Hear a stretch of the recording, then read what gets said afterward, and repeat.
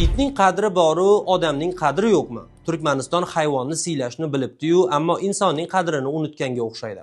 Xabaringiz bo'lsa kerak, joriy yilning 15-oktyabr kuni Lebap viloyatining Turkmanobod shahrida xavfsizlik kuchlari Turkmaniston prezidenti Serdar Berdimuhamedov korteji sabab yo'llarni to'sib qo'ygani ortidan 7 oylik homilador ayol shifoxonaga kira olmay vafot etgandi.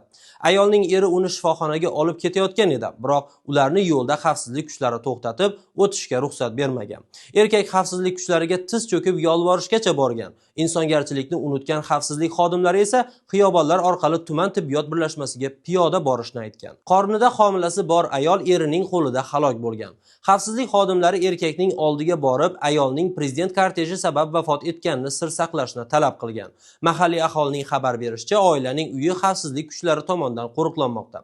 Prezident Berdimuhamedovga shikoyat qilib, adolat izlashini, shuningdek voqea haqida ommaviy axborot vositalari va BMTga xabar berishini aytgan marhumaning turmush o'rtog'iga esa tahdidlar bo'lgan. 26-oktyabr kuni esa Turkmaniston prezidenti Serdar Berdimuhamedov yilning jasur turkman alabayi unvoniga sazovor bo'lgan Alabay zotli Vepali laqabli it va uning kinologiga avtomobil sovg'a qildi. Prezidentning homilador ayolning ayanchli o'limi haqida xabari bormi yoki yo'q, hech kim bilmaydi.